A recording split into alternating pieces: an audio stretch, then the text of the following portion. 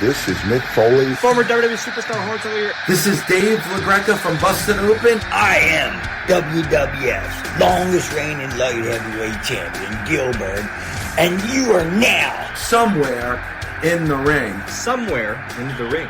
Somewhere in the ring. Somewhere in the ring. Have a nice day. Hey, what's going on, guys? Ryan Sprague here from Somewhere in the Ring. And today I'm going to be doing a review of this past Sunday's AEW Revolution that took place in Los Angeles. This was a hell of a stacked card with a really long 0 hour beforehand, which we will not be going through here. If you do want to watch 0 hour, I think you can watch highlights over at the AEW YouTube channel. You might be able to watch the whole thing. But we're just going to be covering the main card at AEW Revolution. So let's get things started. Our opening match had Hangman Adam Page versus MJF. This is a rivalry that really started way back at Double or Nothing in 2019 and is finally paying off. There was one point in this match where MJF actually put Adam Page into a tombstone pile driver onto a steel chair at ringside. But Adam Page answered back with an angel's wings on MJF, and this was scary.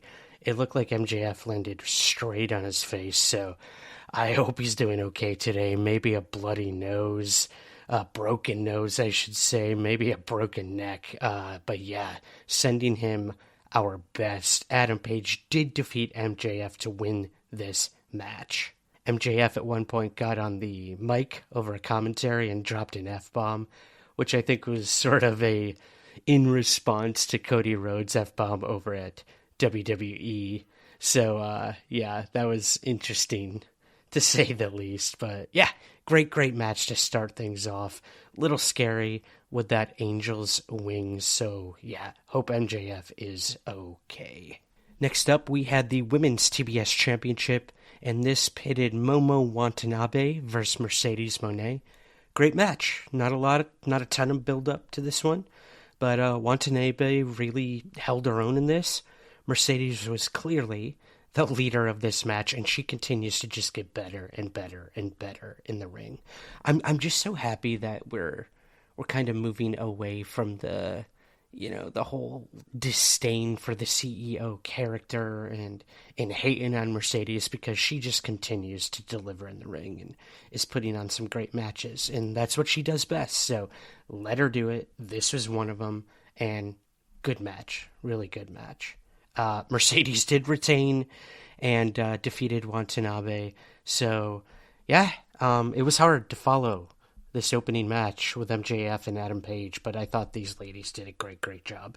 Really good chemistry between these two. I would love to see them go up against each other again in the future. Our next match was Swerve Strickland versus Ricochet. Man, Swerve Strickland is just a superstar. I love everything this guy does. He's just amazing. He continues to astound. And, I see where this might be heading, and I like it. Ricochet's heel character right now is awesome. People hate this man. I've never been a fan of him, and never will be. I don't care how far he leans into this heel character. He just seems like a douchebag. No interest whatsoever in Ricochet. But they put on a good match. There was some drama between Strickland and Prince Nana at one point, and then Ricochet took a robe and it got Prince Nana really upset. But in the end, Strickland used it to his advantage and was able to defeat Ricochet. So yeah, a little convoluted. I'm not really following this storyline, so I don't know much about what it is, but it was a really good match. Really good match. And I give Strickland all the credit in the world for this one. Kudos to both men, though. We had up next the AEW Continental Championship, Brody King versus Okada. This was not good. Just two really different styles. They didn't really seem to mesh well. Crowd was really subdued. for this one, and it was just awkward. It was just really awkward. I didn't really care for this one. Okada did defeat King to retain the Continental Championship. And probably the worst match of the night, I hate to say it, this was the AEW World Tag Team Championship, the Outrunners versus the Hurt Syndicate. I am pulling for the Hurt Syndicate. I mean, how do you get much better than Bobby Lashley and Shelton Benjamin? Who could actually stop them? Let's be completely honest. It wasn't the Outrunners, I can tell you that much. The Hurt Syndicate did defeat the Outrunners to retain their championship, but this match it was sloppy. Just really sloppy. Subpar would be a good way to put it. Just not good. Not good. Next up, we had probably my favorite match of the night, and many other people's as well. Arguably should have been the main event, but we will get there. We had, for the AEW Women's World Championship, Timeless Toni Storm versus Mariah May. I don't know if you guys caught it over on our social media, but that Queen of the Ring movie recently came out in theaters, and they've been doing a bunch of red carpet events, premieres and stuff, and both Toni Storm and Mariah May were at one of these premieres on the red carpet, and while Toni Storm was being interviewed, Mariah May actually attacked her. This is all caught on camera for all the interviews. Just chef's kiss in terms of viral marketing, and they were able to do this at the premiere of a movie about women wrestlers, and it was amazing. It really got me excited for this match at Revolution, and it did not disappoint. This was promised to be a Hollywood ending for these two in Los Angeles, so it was just perfect. This is over a year-long rivalry between these two, and it was brutal, and it was bloody. Oh my god, so much blood.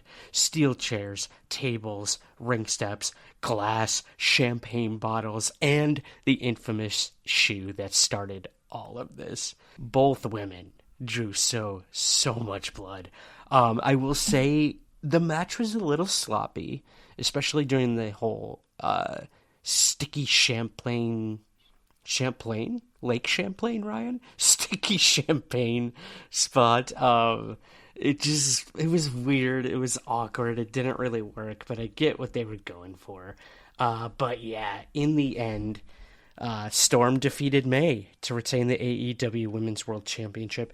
And there was this beautiful shot at the end where it was just on the big screen behind them said "The End" in black and white. And it was, I loved it. I absolutely loved it.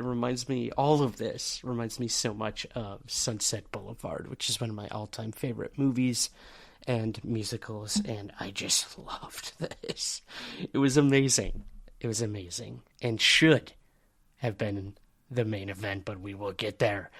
Next up, we had AEW's International Championship, and this was Kenny Omega versus Takeshita. Great match. Great match. These two just meshed so well with one another. Very smartly wrestled on both of their parts. A lot of chemistry, a lot of psychological stuff going on. The crowd was really into it, really respected it. And yeah, Omega defeated Takeshita to win the AEW International Championship. So we had a title change here, which was awesome. Omega's so good. He's just a master of theatricality, in my opinion. So, got to start following more of his work. Next up, we had a scary match. This was a steel cage match. Will Ospreay versus Kyle Fletcher. I mean, what else is there to say? 5 stars. All the way. Ospreay continues to just dominate and be amazing. But I will say Kyle Fletcher really held his own in this. There were some shots of both of these men on top of this steel cage, and the camera just kind of swooped around from really far back and zoomed away and just showed the depth, the height, the danger of this steel cage and these two men on top of it. And then, obviously, the highlight of this match, that's been going around on social media. And there was a point where Ospreay threw both him and Fletcher off the top of this steel cage, and I really hope both of them are okay after that. They really used the cage to their advantage. There was a bunch of blood everywhere. Blood abound in this AEW Revolution. I'll just say that. Violence won this night. Ospreay defeated Fletcher, but not without his own, at what cost, right? I really hope Ospreay's okay. I do. And we move to our main event of the night, and that was the AEW World Championship, Cope versus Jon Moxley. Okay. I'm just going to go ahead and read through here for you guys, because this is a very convoluted match. This comes to us from Bleacher Report. So here's a quick rundown of what went down at this main event. So it was slow at first. There was some brawling that happened before the match and whatnot. I don't know really what was going on. There was a referee bump, an appearance by Wheeler Yuta, Jay White. What else happened? Bunch of spears by Cope, which was awesome. But then we had Christian Cage, who made his presence felt, and he cashed in his guaranteed title match contract, only to be choked out by Moxley. He was going to cash in and pin Cope, but it didn't happen. Moxley ended up choking him and making him pass out. And Moxley retained the title to legitimate groans from everyone in the arena, and including however many people were watching at home. This was bad. It's just bad. I mean, I'm not saying it was a bad match per se. Like, everyone hit their moves. There were, ebbs and flows. It was fine. But the ending, the sort of heat I think Moxley is getting over there is, it's not the heat they want. It's not the heat that AEW thinks it is. It's basically go-home heat. Like, people are sick of this storyline and what Moxley's doing over there. I personally never been a fan of him. I don't know his work, so I honestly have no investment emotionally into what this guy does, what he has done in the past. I'm sure he did a lot, but he was at WWE during a time where I did not watch any of it. So I have nothing to really compare this to other than he pinned my good boy Cope, who is still one of my favorites.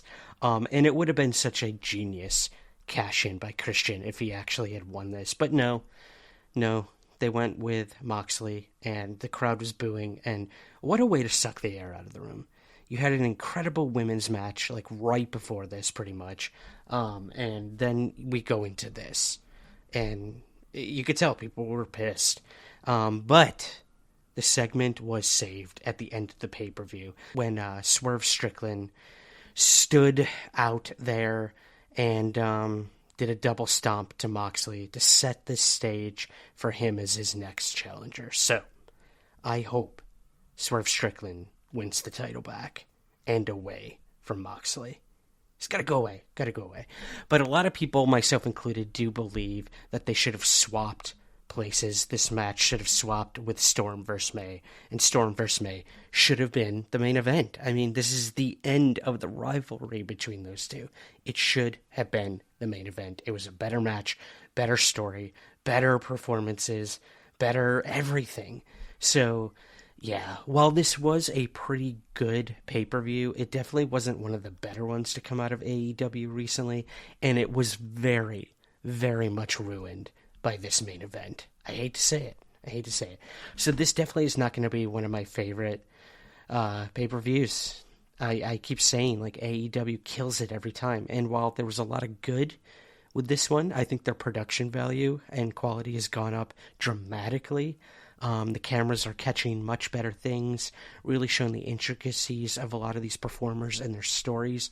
They just really, really dropped the ball with this main event. But you know what? I'm going to give AEW Revolution overall, I'm going to give it a B-. Everyone just continues to dedicate their minds, their hearts, their souls, and prominently their bodies to AEW and what they're doing over there, and for love of wrestling. And at the end of the day, that's really all that matters. So while this wasn't like an A+ or S tier pay-per-view, I respect what they did. It was entertaining, which is all it really should be at the end of the day. And I thought it was good. I thought it was good for what it was. Anyways, that's going to do it, guys, for this review of AEW Revolution. Like I said, you can go over to the AEW YouTube to watch all of 0 Hour. A lot happened over there. A lot of fun stuff and whatnot. But yeah, I hope you enjoyed this, and I hope you will join us for our upcoming episode this week with Andrew and I. We're going to be discussing the most shocking moments in WWE history, so you're not going to want to miss that. And yeah, if you have just a few moments, please rate and review Somewhere in the Ring on Spotify and Apple, the two largest platforms out there. We need those ratings and reviews, guys. We are going up against heavy hitters in the world of wrestling podcasting, and we pour our hearts and souls into the show. I hope you guys like it. I hope you're enjoying it. And you can show that by just going over to Apple primarily and giving us a rating and review. We would certainly appreciate that. And last but not least, we've really started up in our game over on TikTok and YouTube doing shorts, and it's grown our YouTube channel immensely. So I want to thank all of our new followers, our new listeners. I hope you enjoy what we're doing with those TikToks and those shorts, and I hope you'll follow us over here and give the show a listen. So that's going to do it, guys. Thank you. If you want bonus content, you can join our Patreon to help support us, patreon.com/somewhereintheringpodcast. All the links for all of our social media and Patreon are in the show notes below. Once again, thank you for joining us for this review of AEW Revolution, and we will see you very soon, somewhere in the ring.